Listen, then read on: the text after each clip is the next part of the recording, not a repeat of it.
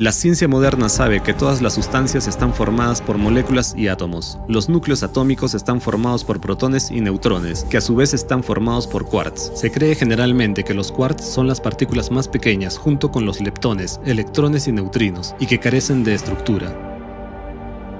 Los leptones y los quarks tienen una estructura. Constan de ciertas energías, ondas. Un leptón y un quark representan un estado enrollado de ondas elásticas cortas. Asociativamente, se puede comparar con un enredo de serpientes entrelazadas entre sí. Cada enredo es la partícula más pequeña, un quark o un leptón, mientras que cada serpiente del enredo es un tipo diferente de energía. Cuando las serpientes están enrolladas, observamos una partícula. Cuando, bajo ciertas condiciones, un enredo se desenreda y las serpientes se alinean linealmente una tras otra, observamos una onda, un estado ondulatorio de la misma partícula. Esto queda claramente demostrado por el experimento de la doble rendija, en el que una onda pasaba a un estado de partícula al cambiar las condiciones, en presencia de un observador. En esencia, el enredo entrelazado es el nivel cuántico, el nivel de manifestación de las partículas, mientras que las ondas elásticas cortas, las serpientes que lo componen todo, representan el nivel más allá del cuántico. Sabemos que ya en el nivel cuántico, las leyes de la física clásica dejan de funcionar, pero en el nivel más allá del cuántico, todo es radicalmente distinto. Todo el mundo más allá del cuántico está lleno de ondas elásticas cortas, serpientes, es decir, diferentes tipos de energías. Cuando las serpientes se entretejen en un enredo, lo invisible se hace visible. Este es el proceso del mundo cuántico. Cada uno de estos enredos no es más que la partícula más elemental del mundo material. En el mundo más allá del quantum, hay muchos tipos de energías, es decir, serpientes. Asociativamente se puede imaginar que tienen diferentes patrones, colores y grosores. Algunas son venenosas y otras no. Las combinaciones de estas energías, es decir, las ondas cortas y elásticas o serpientes, constituyen todas las ondas conocidas por la ciencia actual, electromagnética, térmica, etc.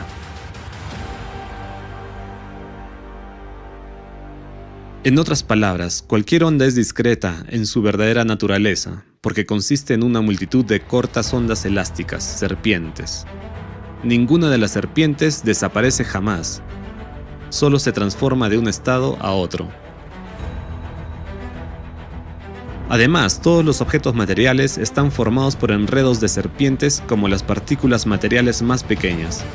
Cada serpiente de un enredo es portadora de cierta información, un código. Dependiendo de la combinación de serpientes en una partícula, se forma una u otra materia con determinadas propiedades en el mundo material. Las características de un objeto material y todos los procesos que ocurren en él se forman en el nivel más allá del cuántico. Es decir, la información contenida en una partícula en el nivel más allá del cuántico determina lo que esta partícula crea. Una pelota o un perro. Si descomponemos un enredo de serpientes en un estado lineal, todas las serpientes se alinearán en una secuencia estricta. Y esta secuencia es muy importante, como en el ADN. Cada fragmento está en su sitio. La primera serpiente de la secuencia tiene un papel específico. Es la portadora de la información sobre todo el enredo y lleva el código principal del programa. Comprender cómo está organizado el mundo a un nivel más allá del cuántico y que todo está formado por ondas cortas y elásticas nos ha llevado al hecho evidente de que existen muchos más tipos de energías en el mundo. Se encontraron referencias al uso de al menos 32 tipos de energía en la antigüedad. Ya se conocía en la antigüedad, y muchos artefactos de todo el mundo así muestran. Veamos algunos de ellos.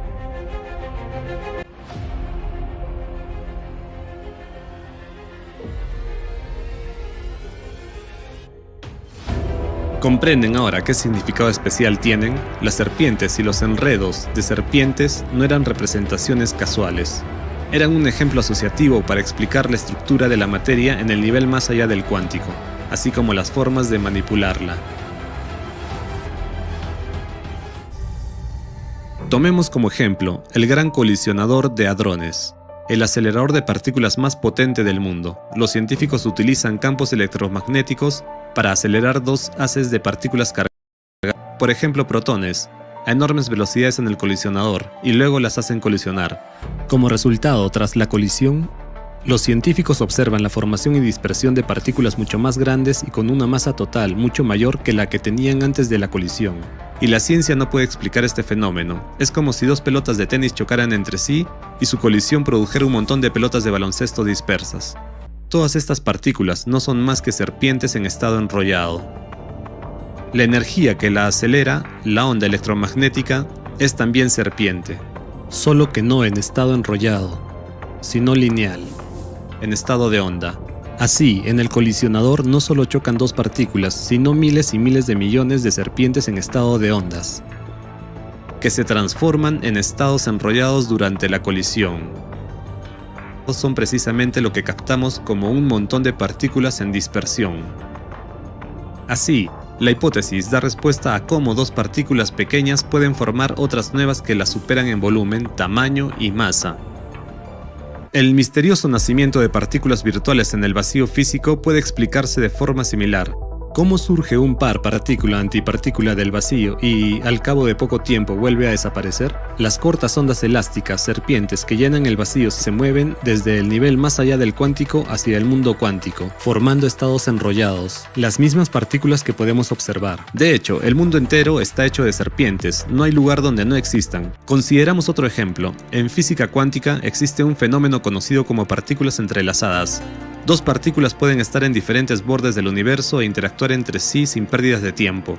Un cambio en el estado de una partícula provoca instantáneamente un cambio en el estado de la otra. En el nivel más allá del cuántico, todas estas partículas están situadas unas junto a otras y conectadas por una única serpiente. No existe el concepto de distancia, velocidad o tiempo en el mundo más allá del cuántico. Allí funcionan leyes completamente distintas. Por ejemplo, en el mundo material, una de las partículas interconectadas puede estar en nuestras manos, mientras que la otra puede estar en un grano de arena en la orilla del océano de otra galaxia. Mientras tanto, en el nivel más allá del cuántico, ambas partículas están a una distancia de una sola serpiente y no hay tiempo ni espacio entre ellas. Puede haber muchas más de dos de estas partículas entrelazadas y todas ellas intercambian instantáneamente una enorme cantidad de información entre sí. En otras palabras, la materia del universo interactúa constantemente. Otro fenómeno cuya naturaleza explica nuestra hipótesis es la electricidad. Hoy en día todos usamos electricidad. Sabemos que hay corriente continua y alterna, que hay ondas electromagnéticas y electricidad estática. Pero lo que es la electricidad en su esencia, la ciencia moderna no puede explicarlo. Por ejemplo, la electricidad estática. Cada uno de nosotros la experimenta en la vida cotidiana al cepillarse el pelo. Tanto el pelo como el peine son dieléctricos. Cuando nos pasamos un peine por el pelo, desenredamos algunos enredos de serpientes y creamos otros nuevos, liberando así serpientes. Los enredos del peine se entrelazan con los del pelo. De ese modo, se forman serpientes conjuntas. Esta manifestación cuántica es precisamente el electromagnetismo, que atrae los cabellos hacia el peine. Comprendiendo estos procesos incluso a un nivel tan elemental, ya podemos dar respuesta a muchos enigmas de la ciencia moderna. Por ejemplo, tomemos una máquina electrostática. Hay una paradoja asociada a ella, que es un enigma irresoluble.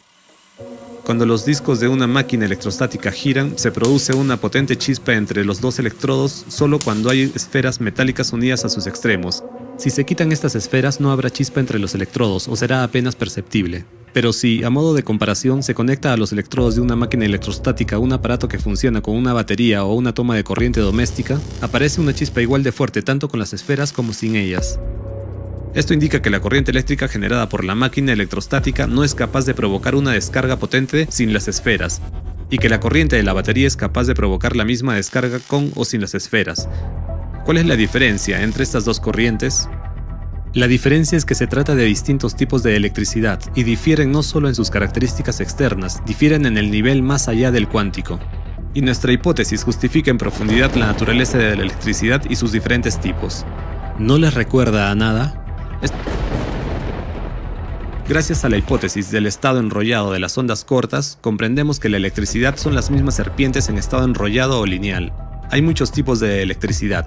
Están determinados por el predominio de uno u otro tipo de serpientes en su secuencia lineal. Por ejemplo, cuando te peinas el pelo, se genera electricidad estática, que está representada por un determinado tipo predominante de serpientes. Cuando los imanes giran, es otro tipo. En los enchufes domésticos, la corriente alterna es el tercer tipo de serpientes. En las baterías, la energía de las reacciones químicas es el cuarto tipo. En una máquina electrostática es el quinto, y así sucesivamente. Y nótese que todos los tipos de electricidad, al igual que el campo magnético, tienen la misma primera serpiente en en el estado lineal, que lleva la mayor parte de la información. Veamos ahora, desde la perspectiva del mundo más allá del cuántico, qué ocurre en una máquina electrostática cuando se utiliza diferentes tipos de electricidad. Al girar los discos de la máquina electrostática, los cepillos rozan sus superficies. Como resultado del proceso de fricción, los enredos de la serpiente se desenredan y forman un campo electrostático. Algunas de las serpientes comienzan a moverse a lo largo del conductor, como si lo hicieran a lo largo del cauce de un río, formando un movimiento dirigido de las serpientes a lo largo de los electrodos. Mientras haya electricidad estática, no hay enredos, solo un flujo de serpientes. Y para que aparezca una descarga, es decir, para que las serpientes interactúen, hay que crear unas condiciones en las que puedan volver a juntarse en enredos. Esas condiciones las crea la forma de una esfera. Al fluir alrededor de una esfera en los extremos de los electrodos, las serpientes se enrollan sobre sí mismas, lo que contribuye a la formación de enredos.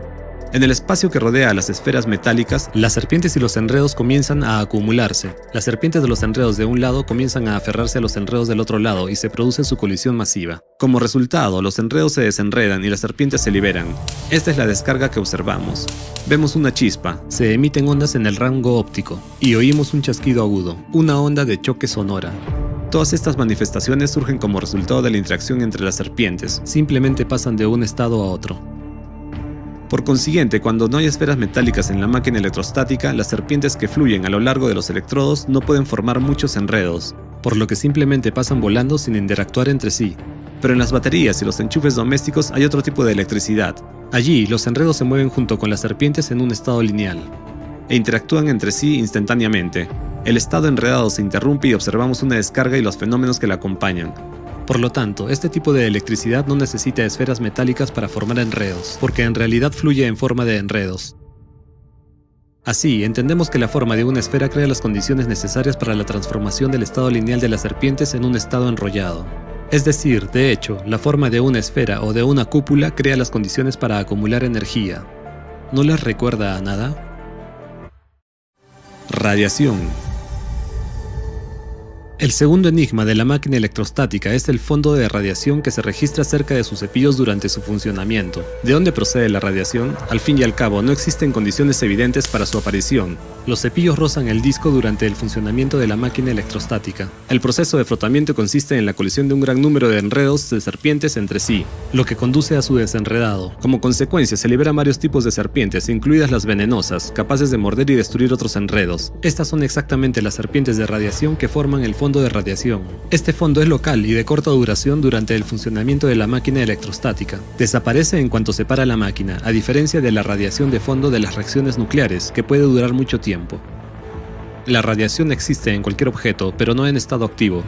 Radiación de fondo es un serpentario con diferentes tipos de serpientes tóxicas que muerden todos los enredos con los que interactúan. La potencia de la radiación depende de la posición de las serpientes de radiación en la secuencia lineal. Durante las reacciones nucleares aparece un fuerte fondo de radiación, ya que hay muchos enredos, en los que una serpiente de radiación se sitúa en primer lugar. Al interactuar con otros enredos, cambia su código, arrastra a las serpientes de radiación que hay en ellas a la primera posición, al tiempo que pierde parte de su propia energía. Por lo tanto, cuanto más lejos esté del centro de contaminación, más débil será el fondo de radiación. Mientras tanto, durante el funcionamiento de la máquina electrostática aparece radiación de corta duración, porque cuando los enredos se desenredan, se liberan serpientes de radiación que no estaban en primer lugar. Tales serpientes solitarias, al morder otro enredo, pierden muy rápidamente su energía y pasan a otro estado, es decir, pierden rápidamente su toxicidad. Las serpientes de radiación pueden penetrar en cualquier parte, pero hay excepciones. Por ejemplo, el plomo es bueno para blindar la radiación, porque la viscosidad y densidad de sus enredos son muy altas, por lo que no es fácil destruirlas. En sentido figurado, los enredos de plomo consisten en pequeñas serpientes pegajosas. Al interactuar con ellas, las serpientes de radiación pierden rápidamente su toxicidad y su poder. Es importante señalar que la posición de las serpientes de radiación en un enredo determina la resistencia y durabilidad de los materiales. Cuanto más cerca estén estas serpientes del principio de la secuencia lineal, más fuerte será la interacción exhibida por los enredos de la que forman parte. Por supuesto, todo es una comparación figurativa. Simples ejemplos asociativos para explicar lo que ocurre en el nivel más allá del cuántico. Y permite comprender qué procesos ocurren realmente durante una reacción nuclear y qué es la radiación.